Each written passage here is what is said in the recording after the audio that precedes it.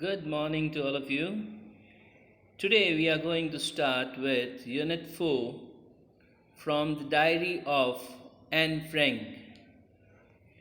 Annalise Mary Anne Frank, who was born on 12th June 1929, February or March of 1940, and lived up to February or March of 1945, was a German born Jewish girl who wrote while in hiding with a family and four friends in Amsterdam during the German occupation of the Netherlands in World War II. So, when Germany, where the Jews were being persecuted, troubled, she was born as a Jew in Germany, and that is where, say, she lived with her family and friends. But as the Jews were persecuted, what she did was she moved with her family and friends in Amsterdam during the German occupation of the Netherlands in World War II. Her family had moved to Amsterdam after the Nazis gained power in Germany.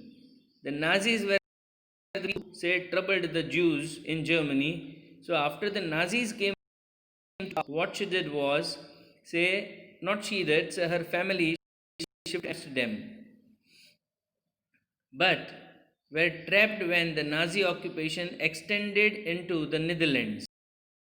Come to Amsterdam, Netherlands, but there also say the German occupation or say the Germany acquired that place also, and as a result of that, what happened was they were troubled there.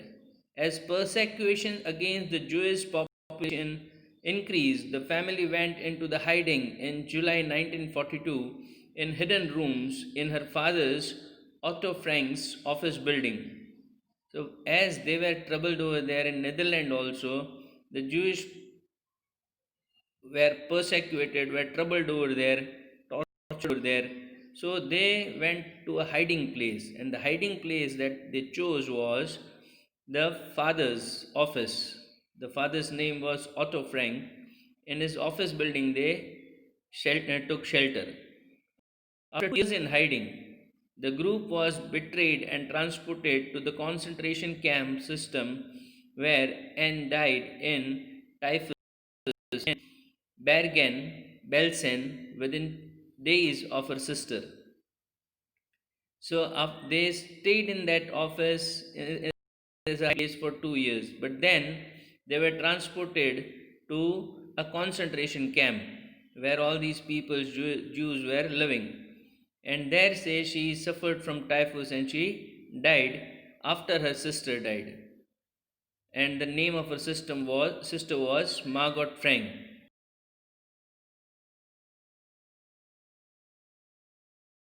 But only the father survived. So, what did he do? Returned to Amsterdam after the war ended to find that her diary had been saved. So, he went to Amsterdam and he found that the diary that Anne Frank wrote was still there. Convinced that it was a unique record, he took action to in English under the name The Diary of a Young Girl. So after he went through the diary, he realized that this is something really very interesting and it should be published because it's a record of the first-hand record of the people who have suffered through this. The diary was given to Anne Frank for her 13th birthday and chronicles the events of her life from 12 June 1942 until its final entry on 1st August 1944.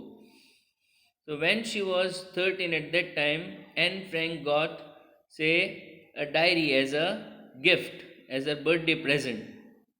And it chronicles, it enlists the events of her life from June 12, 1942 up to August 1st, 1944. That is the last entry that she had done in the diary.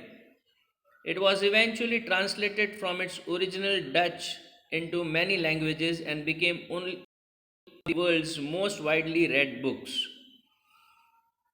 So, after she wrote it in the original Dutch, it was translated into many languages of the world. It is one of the widely read books.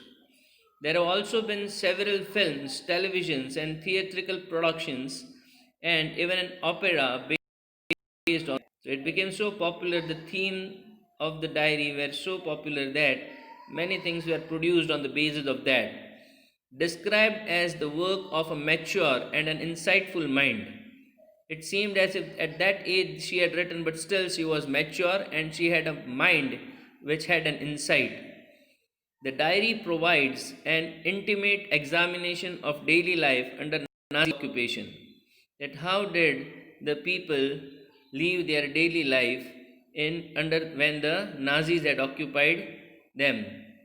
Anne Frank had become one of the most renowned and discussed Holocaust victim. Holocaust, we all know, the Jews were persecuted and troubled and put in the gas chamber by the Nazis in Germany, and she is the survivor of that, and she is the renowned and discussed as a Holocaust victim.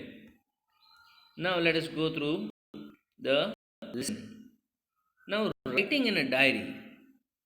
Now, this is say first, as it's a diary writing.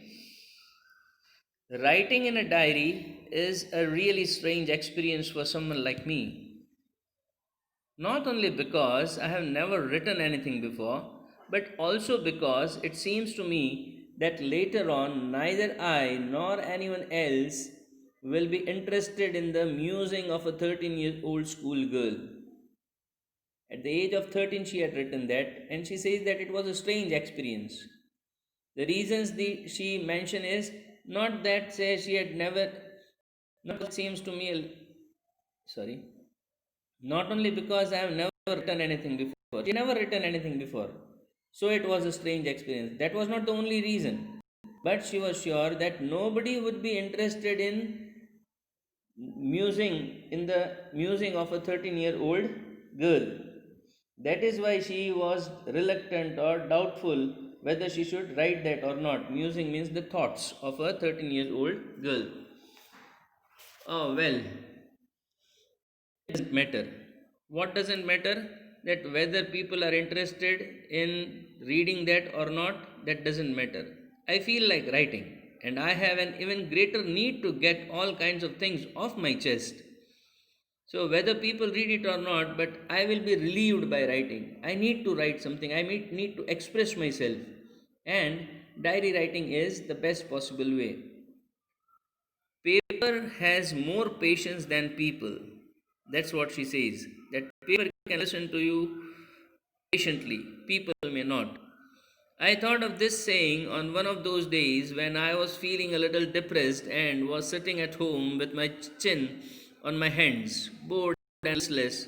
Listless means without energy and interest, wondering whether to stay in or go out. She thought that paper has more patience than people. When did she think so? She was feeling a little depressed and she was sitting in the house bored and without any energy, and she was wondering whether to go out or not. At that time, she thought this. I finally stayed where I was, and I was brooding. I was brooding means, say, threatening. Brooding also means threatening. Yes, paper does have more patience. I was brooding, thinking deeply, and since I am not planning to let anyone else read this stiff backed notebook, grandly referred to as a diary, unless I find a real friend. Now, this is a very, say, statement that you need to understand. Paper does have more patience, that is for sure. And since I am not planning to let anyone else read this stiff back notebook, which is referred to as diary, I am not going to allow anybody else to read this diary. And the condition is if I should never find a real friend. So, if I find a real friend, I might say, ask him to read the diary or say allow him to read the diary. Otherwise, nobody was going to read the diary. It probably won't make a bit of difference. So, and without that, say if nobody reads the diary, it was not going to make any difference. Now I am back to the point that prompted is I don't have a friend. Now let me tell you something about the reason why I need to keep a diary. The first reason is that I don't have a friend, and diary serves a purpose of a friend.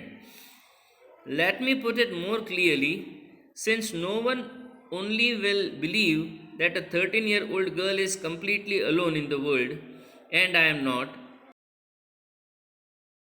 More clearly, since no one will believe, nobody would believe that a 13-year-old girl is completely alone in this world. And she says that I am not alone. I have loving parents and a 16-year-old sister, and there are about 30 people like friends. I have a family, loving aunts, and a good home. All these things I have, so nobody would call me alone. No, on the surface, I seem to have everything. On the surface, there's so many people are there around me, and I seem to be living in a family, so it doesn't seem that I am alone. Except my one true friend. I seem to have everything except my one true friend. I have everything. All these people are there, but I don't have any true friend. All I think about when I am with friends is having a good time. But the people who are there around me as friends, all that I can think about when I am with them is to have a good time. I can't bring myself to talk about anything but ordinary everyday things. When I meet them, I talk only about the everyday things. We don't seem to be able to get any closer. We don't get closer than that. We just talk about everyday things and that's all. And that's the problem. Maybe it's my fault that we don't confide in each other. We do not have confidence in sharing our private things with each. In any case, that's how things are, and unfortunately, they are not liable to change. So it should not be so, but unfortunately, it is so that we cannot confide, we cannot share our private things, and because of that, and she says that it's not liable to change. These things are going to remain as they are. This is why I have started writing a diary. To enhance the image of a long awaited friend in my imagination, that say this is diary is my friend, and friend in my imagination. I don't want to jot down the facts in this diary the way most people would do, but I want to the diary to be my friend, that I will not just write down things that occur to me and my experiences, personal experiences in my diary, just as other people do. What I am going to do is, I am going to call this friend Kitty. So the diary is named Kitty, and she shares everything in this diary.